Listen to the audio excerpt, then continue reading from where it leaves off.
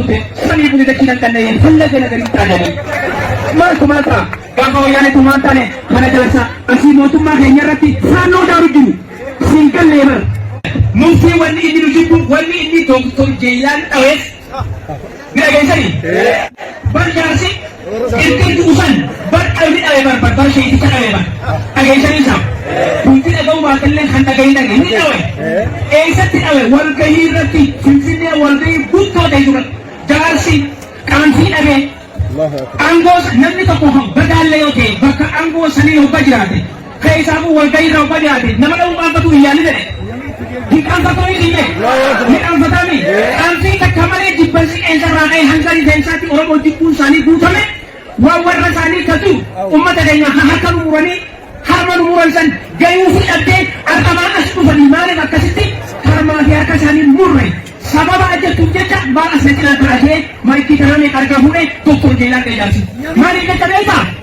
oromoo ta'uuf jecha malee dhaqiidhaafi bira geessanii oromoo ta'uuf jecha oromoo ta'u jennaa dhame nuti soofiyyaa walaachinni wahabiyyaa dantaa ta'eeti mana waa takka waliin goonu wataka waligotu lamiti wafeen waligala walfeen waligalu banus lamiti huma waligotu warre sofiya isinjata warre mustaida isinjata lamiti wataka waligotu muditako tokorabno atasis kana bultarsi wali nujibuf amal kifimiti aqida fimiti sabuma fiti darsi warafan not dalil balami imam khaina mufti khayyate hiya tani alsinati hiya tani لكن يتمنى أن نسيته إلى حضرة والنسلام يوفيته أن حفني فمولي تنسيهلته على فنسل أن تنسيبه غايته لما ما نجي تنسي حضرة ستة مدى ويانا طائفين تنقبنا ذكاري يبدأ يولي نمسيتي وسوسيتي دين بيني من أغنيك نسيتي من أغناني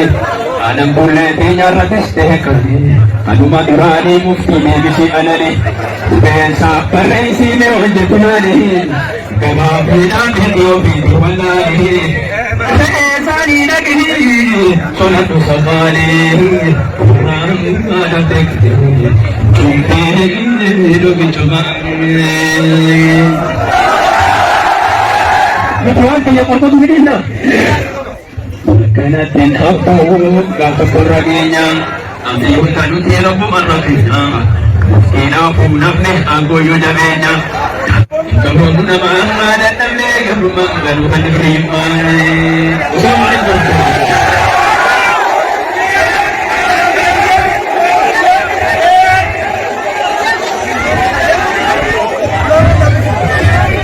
Bilisummaa jechuun gootee gaamalee dhufuun bilisummaa jechuun gaamalee dhufuun gabroo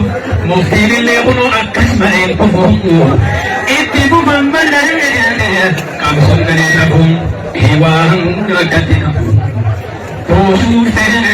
enya muftii. Assalamu alaikum. Waalaikum salam warahmatullahi wabarakatuhu. Amma kallattuman. Amma lagi ni bertanya orang yang berdiri. Woi bagaimana cerita? Amma kallattuman dari Nurul Islam. Nasaan kita dari kita di dunia rakyat. Allah Akbar.